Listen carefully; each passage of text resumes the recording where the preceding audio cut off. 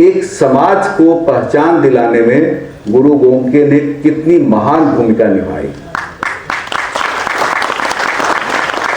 हमारे पास इस महान विभूति को और उनके अविस्मरणीय योगदान को महत्वपूर्ण बताने के लिए शब्द कम है।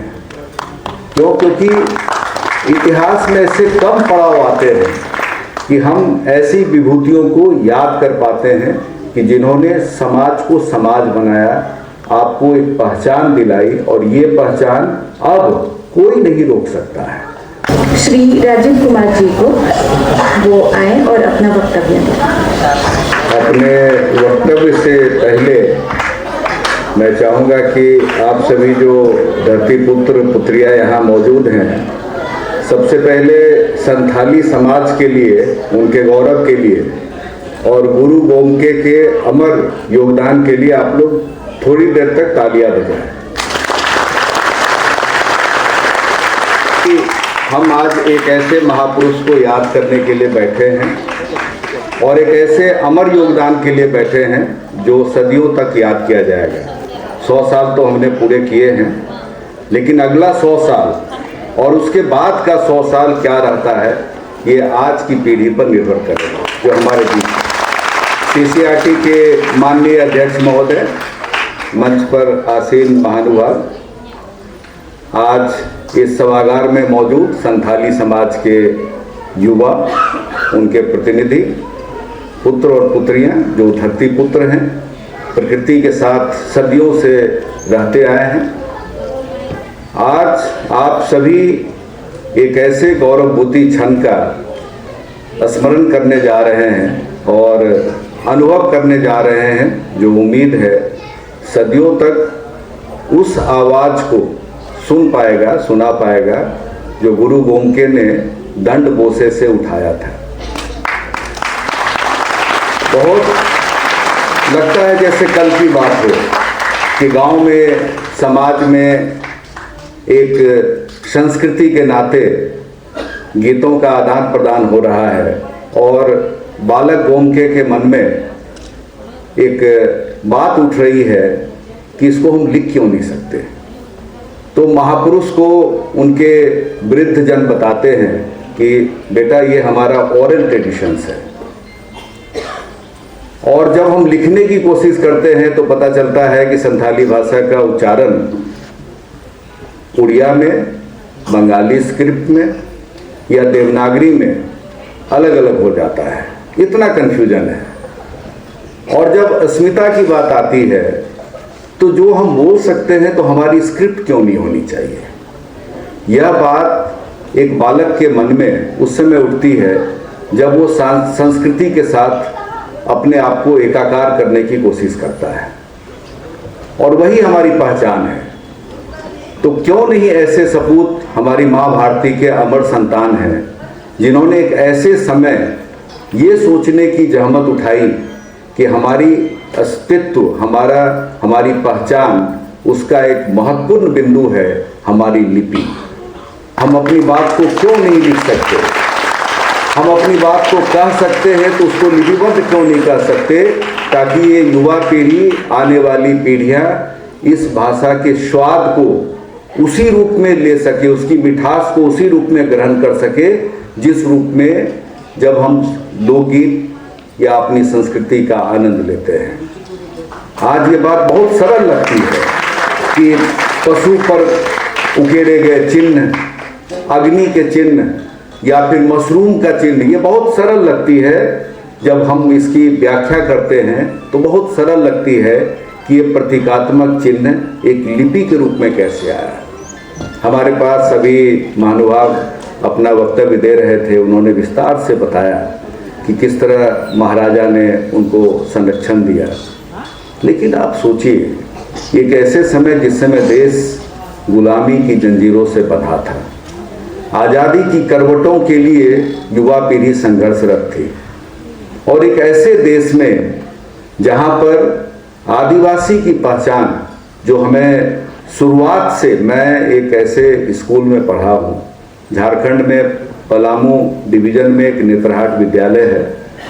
मैंने अपने जीवन के शुरुआती वर्ष 6ठी क्लास से 10वीं क्लास तक मैंने वहाँ अध्ययन किया है और इस संस्कृति के साथ मेरा लगाव रहा है और उसी के साथ मैं पला बढ़ा और झारखंड में ही मेरे फादर भी वहाँ सरकारी सेवा में थे, तो मैं बहुत गहराई से, या संथाल परगना हो या रांची हो या फिर नेतरहाट में मैं आपके नृत्यों में शामिल रहा हूँ। मैंने आपकी संस्कृति को नज़दीक से देखा है कि महिलाएं कितनी सशक्त हैं और कैसे समाज का मार्गदर्शन कर रही हैं और समाज को आगे ले जा रही है, मैंने देखा है। और आज जब आपके बीच खड़ा होता हूँ, जब हमने इस कार्यक्रम की रूपरेखा की थी, जब हमने जो हमारी संरचना होती है कि फाइलें चलती हैं, पहली बार एक फाइल जब चल रही थी, जब इसके नोट लिखे जा रहे थे और सरकार के समक्ष ये प्रस्ताव जा रहा था कि हम गुरु गोमके के इस योगदान को और समाज के प्रति उनके जो माँ भारती के प्रति योगदान है, ये योगदान केवल संथाली समाज के प्रति नहीं है, ये माँ भारती के प्रति योगदान है। और जब ये नोट के जरिए ये फाइल जा रही थी, तब मेरा रोम हर्षित हो उठा था। मैं उस समाज को महसूस कर रहा था जब ये प्रस्ताव सरकार के पास जा रहा था कि हम एक ऐसे महापुरुष और एक ऐसे स्क्रिप्ट का 100 साल का कमेमोरेशन करने जा रहे हैं, एक ऐसा अवसर जिसमें पूरा देश इस बात को मानने जा रहा है, इस बात को रेखांकित करने जा रहा है कि 100 साल पहले इस देश में एक ऐसी घटना हुई जिसने पूरे समाज को केंद्रीय पटल पर लाके खड़ा किया।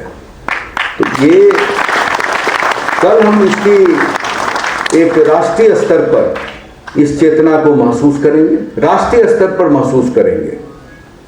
हम कल इस बात को रेखांकित करने जा रहे हैं। कल एक पूरी एक कार्यक्रम की एक उत्थान, एक उत्कर्ष जब हम देखेंगे, उस समय हम महसूस करेंगे कि पूरा देश इस कार्यक्रम को देख रहा होगा, जिससे कई लोगों के आंखों में आंसू रहेंगे, कई लोग भाव विह्वल रहेंगे।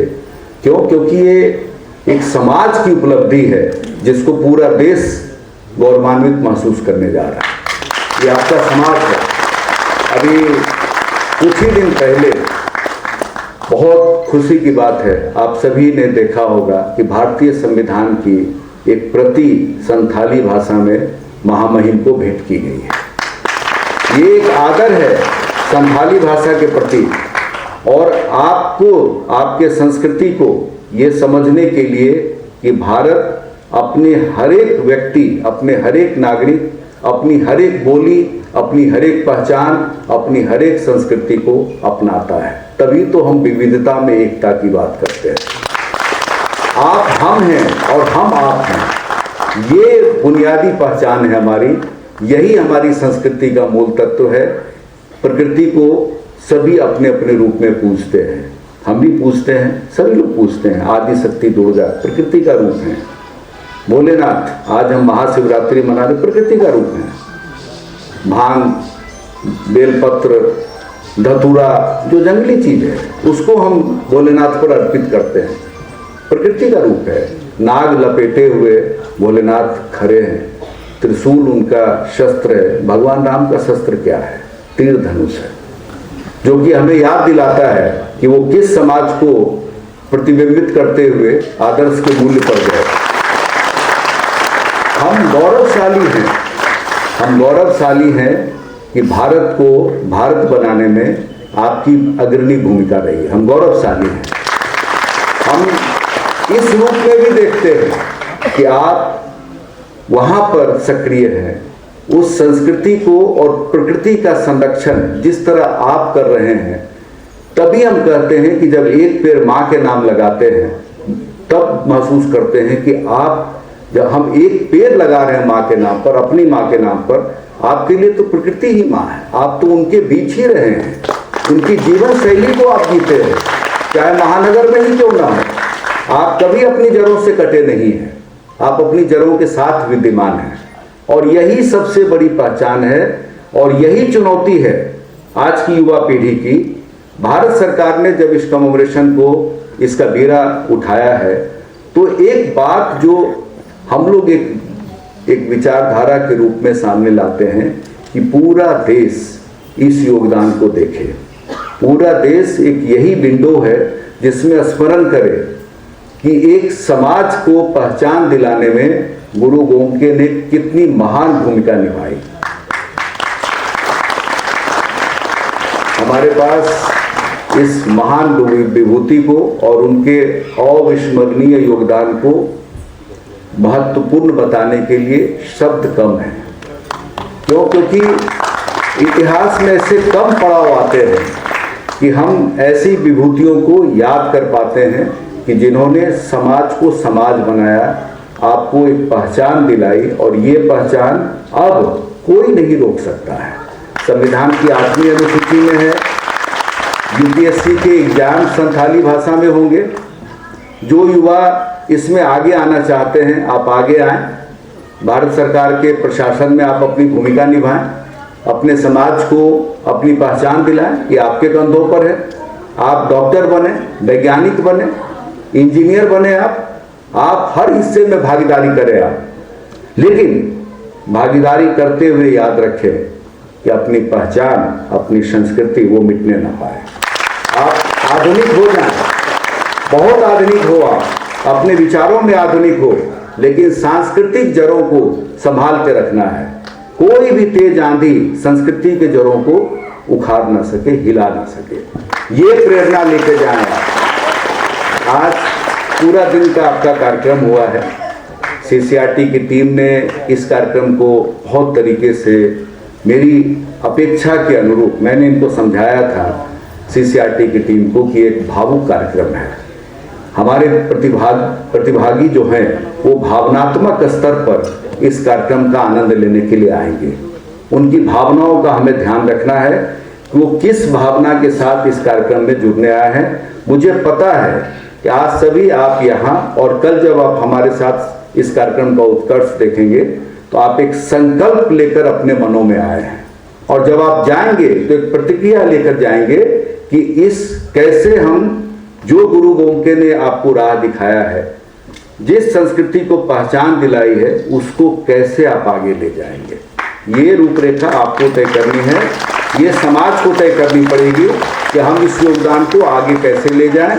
और कितना भी शिक्षित समाज क्यों ना हो, मैं बार बार आग्रह करता हूं कि अपनी जड़ों से दूर जाने पर अकेलापन ही मिलेगा। अपनी सांस्कृतिक पहचान अगर हम नहीं सजोएंगे, कोई दूसरा आपके लिए उठ खड़ा नहीं होगा। अपनी पहचान आपके कंधों पर है। अपनी जिम्मेदारियों का एहसास करें। ये एक अद्भुत क्षण है उस महापुरुष के योगदान का, ये बताने के लिए कि आपके ऊपर कितनी बड़ी जिम्मेदारी है। हम सिर्फ आपको बताने आए हैं, हम ये कहने आए हैं कि समाज बहुत जीवंत है, आपकी जीवन शैली जीवंत है, राष्ट्र की मुख्य धारा में आपकी एक पहचान है। इस देश के मुखिया से लेके हर किसी ने ये विभिन्न अवसरों पर कहा है कि संथाली सिर्फ भारत तक नहीं है, नेपाल में है, बांग्लादेश में है, भूटान में है, दूसरे देशों में भी ये संथाली भाषा सुरक्षित है। तो बहुत विस्तार पूर्वक मैं नहीं कहना चाहता हूँ। हमारे पहले के वक्ता ने आपको बहुत विनम्रता पूर्वक पूरी एक जर्नी, एक यात्रा बताई है। इस यात्रा में कई महापुरुषों ने अपनी भूमिका निभाई है, संसद से लेके सड़क तक, यूनिवर्सिटी तक, स्कूल तक, और विभिन्न क्षेत्रों में उन सभी महानुभावों को आज हम स्मरण करते